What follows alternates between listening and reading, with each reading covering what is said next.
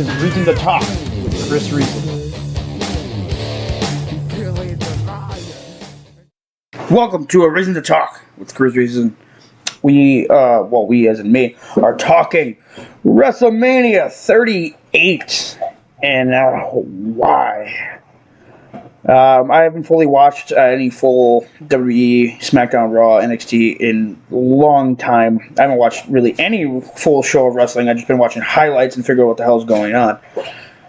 Before we get into the discussion of WrestleMania 38 and what happened, results, all that stuff, let's get to our sponsor.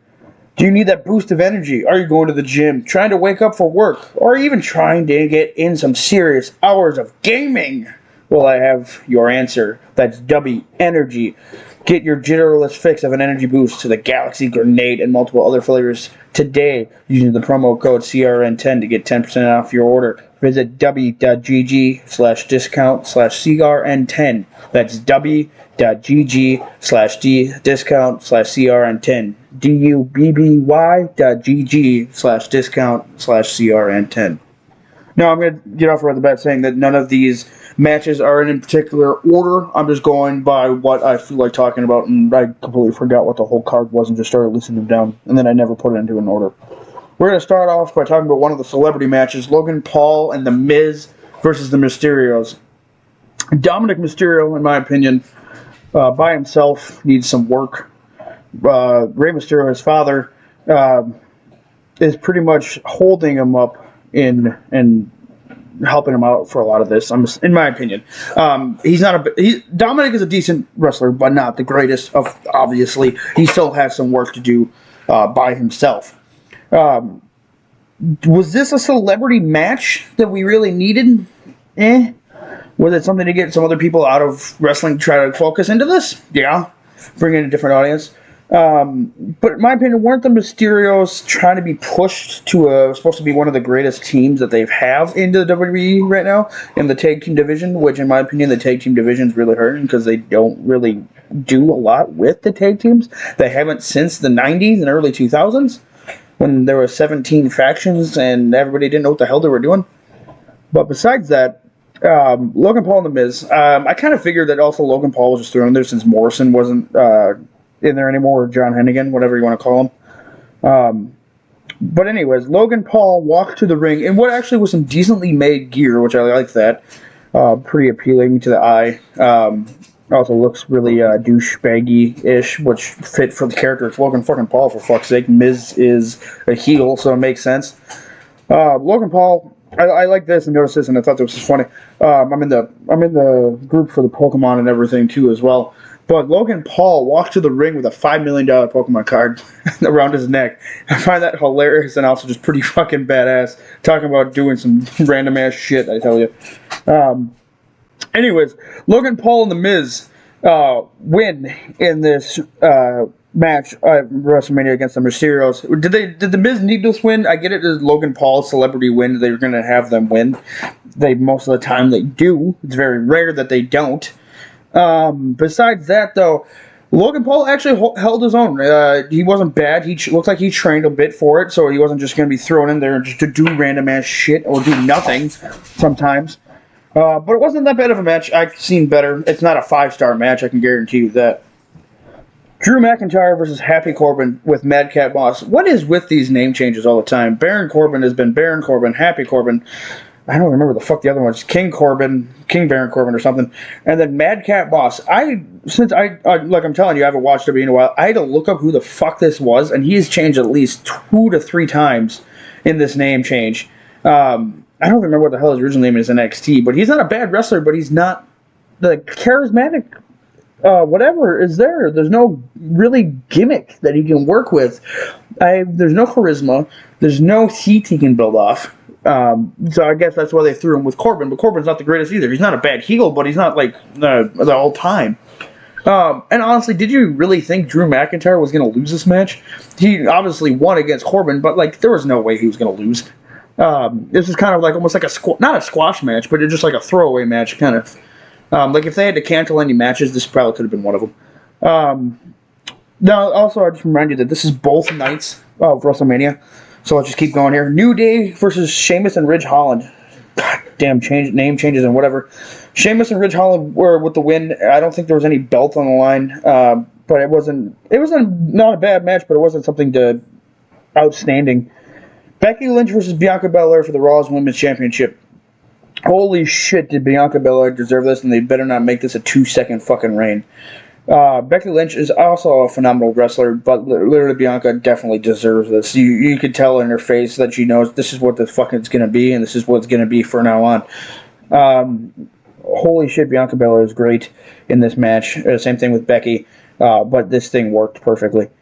Kevin Owens versus Stone Cold Steve Austin. I didn't figure out it was going to turn into a match. I also thought it was just going to be a 2-second match. I mean, it kind of was, but not something ridiculous.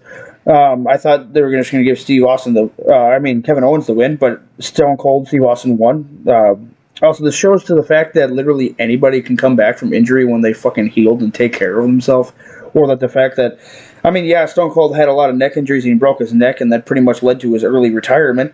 But how long he's been completely gone, not completely gone, but gone for the most part, we're not just doing random stunners, that he could have easily gone to the doctor, figured this out. I mean, he wasn't wrestling full time, so he could easily heal up and come back. Like, we've seen it with Edge, you've seen it with Daniel Bryan, people that you thought that their careers were freaking over, for fuck's sake. And you see it now, that they can come back. Does this mean that Stone Cold's going to fucking get a run? I hope not. I mean, it wouldn't be bad. But they hope they just don't give him a fucking another championship run. I mean, it could, just to get rid of the fucking, have him as in between or something to switch hands to get to somebody else if you don't want to do that. KO did a great fucking job and bumped his ass off. Stone Cold Steve Austin took a lot of fucking bumps, which that's what I was telling you about. Stone Cold was fucking great in this. There's no other way to put it. I mean, it was probably like a 3.5 out of 4-star match. But it wasn't, a 5-star match, but it wasn't, it was good. It was good, and there's no complaints for me. Charlotte Flair versus Ronda Rousey. If they would have given Ronda Rousey this win, I would have been just frustrated. She brings in the crowd, but holy shit, do I not care anymore. Oh, I don't even fucking care about Charlotte.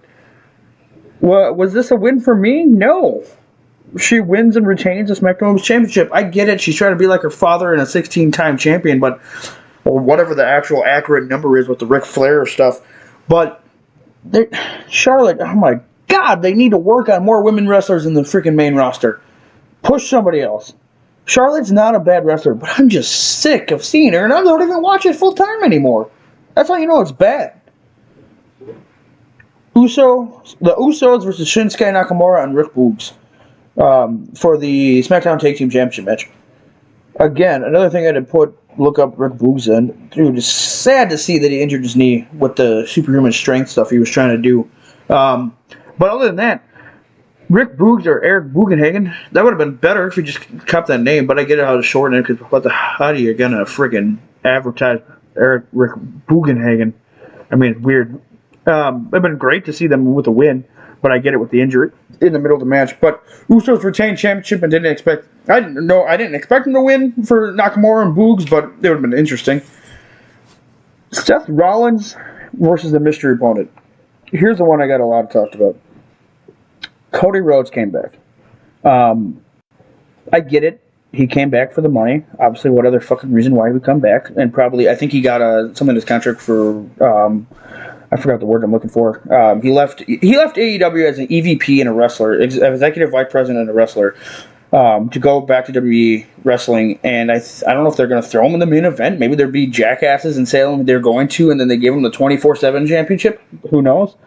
Besides that, they literally, I feel like Cody is going to end up just being there as a flop for a lot of this, and you're going to end up telling too. But with that, it's just like, here you got Cody coming back for the money. Oh, creative control. Fucking probably has a lot of creative control in this sense. But my understanding is Cody Rhodes was fighting legally in legal battle in court and taking legal action against WWE for the Rhodes family name because of Dusty with his father and all the gimmicks and the show gimmicks or Starrcade or anything that like match gimmicks that Dusty came up with and pretty much had the rights to it, or to an extent, with WCW and everything else he came up with as a booker.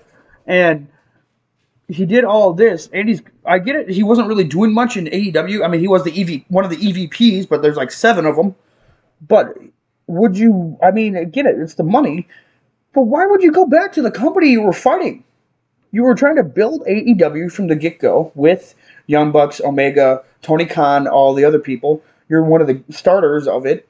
You did all the stuff. You accomplished pretty much everything you want to do outside of WWE. You even did the table spot with Andrade with the flaming table. So I'm like, I don't get it, in my opinion. And then you took the American Nightmare, so I take it you get that. I'm assuming you own that gimmick or slogan, name, whatever.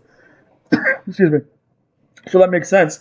But what did you come to the like fucking WrestleMania with your tail between your legs?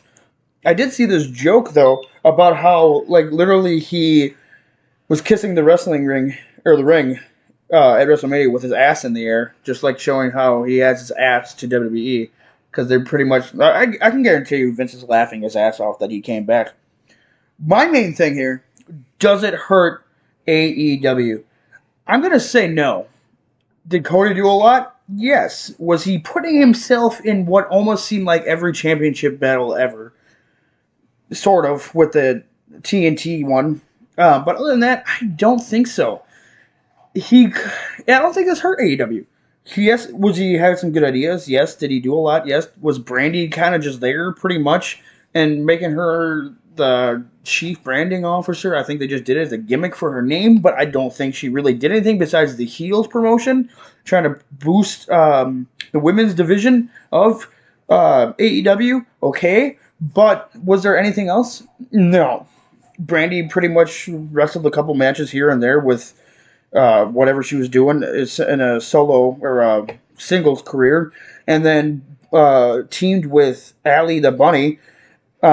Was that anything? It was good. I've seen better, like obviously with the Ty Conti and Anna Jay match with holy crap, I can't remember the name, Bunny and someone else, in that gruesome freaking no holds barred, whatever it was called, hardcore match. That was fucking phenomenal. But does this hurt AEW? No. Tony Khan has the mind to figure out some other shit. He's got money to afford to figure out other shit. They just booked fucking Samoa Joe, for fuck's sake. He's all elite. So technically, if you're a part of the Ring of Honor roster, you're all elite roster as well. Now that he owns Ring of Honor, which I also think is good, because then that's what I like too, because he is doing what almost Vince couldn't do, and that's run another company with WWE. Because he was trying to do, I think there was a rumor or whatever that he was going to test out the waters with that first Monday Night Raw, with the ending match being Booker T against Marcus Bagwell for, I don't know if it was for the championship, for like a Nitro thing, so he can do a separate WCW show, and that didn't work. The crowd fucking hated it, and then you had to bring out Stone Cold Steve Austin, and everybody kicked their fucking ass. And then that, Marcus Bagwell was gone, or whatever the hell his gimmick was. So you got that gone. But you have one, you gave more wrestlers jobs with Ring of Honor, and Samoa Joe came back, and this is fucking 2022, which is hilarious. You got Tony Khan owning it with Ring of Honor, so now he's got the honor and the fight card. You got Jocelyn Grissom, whoever the hell the champion is, and you got Wheeler Yuta as the pure champion. So Wheeler Yuta is fucking phenomenal wrestler, obviously proved in that Daniel Bryan match on AEW, and you got that. You literally could have a whole bunch of other shit. Hell, since Tony Khan owns Ring of Honor, you could have a CM Punk thing in there. All right, now let's get back to WrestleMania. Sorry to drag off there and talk more AEW. John Knoxville versus Sami Zayn in Anything Goes match. The second celebrity match. I had an opinion or an idea of, I didn't know, this could have gone a couple different ways. One, I thought it was going to be like WWE style. They're going to do this same old stick, bring in whatever. Or two, they're going to bring in some jackass elements and do some stunts. Like maybe, not really a death match, but hardcore stylings that you could think of. And they didn't really go really anywhere. They kind of went in between, which I guess worked. And then you had Wee Man show up with almost like a cameo there. and body slam Sami Zayn. And that's the new Andre the Giant Hulk Hogan spot. I'm just kidding.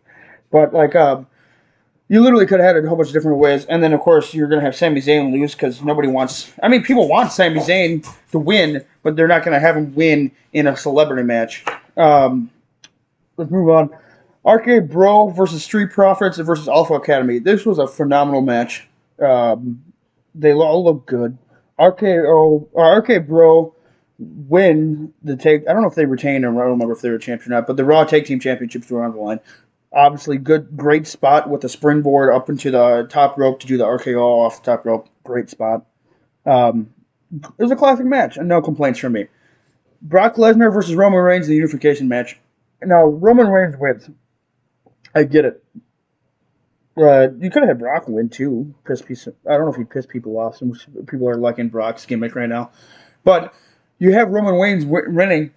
And it's actually good, because you're trying to push Roman Reigns as the top fucking dog. No fucking, what's the word I'm looking for? No, like, pun intended with his damn old nickname, or gimmick. And you're just trying to get him to keep going. Like, get him to be the top guy, and everybody will believe it, and that's what they're trying to do.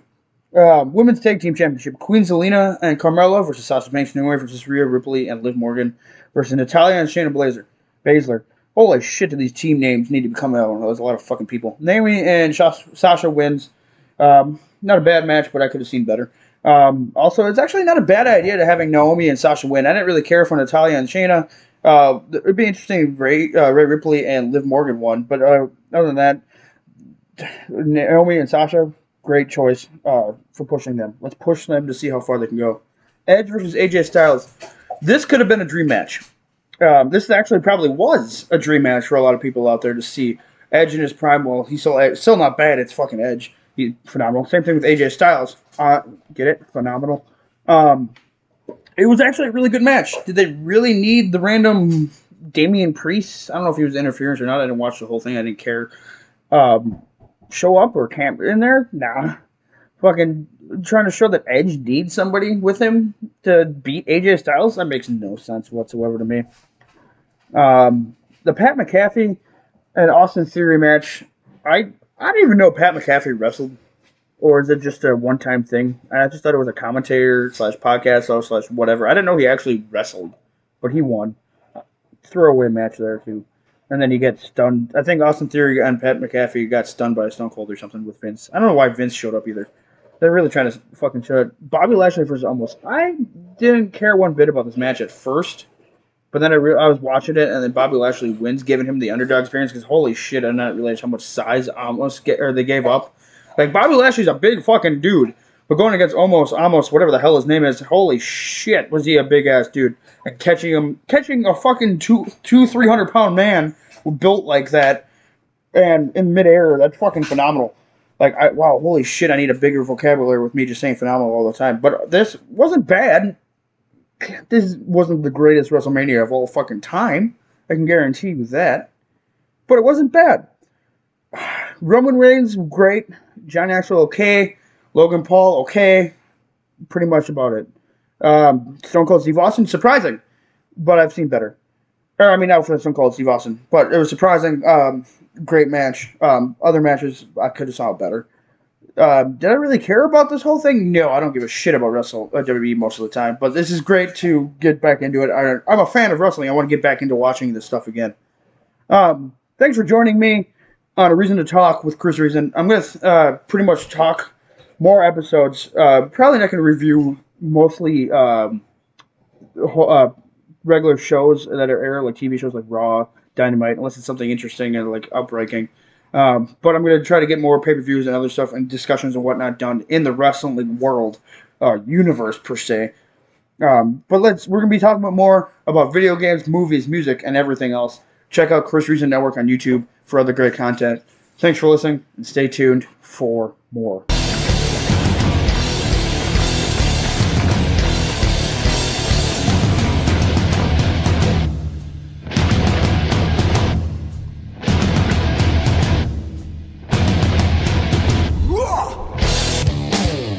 This is Reason to Talk with Chris Reason.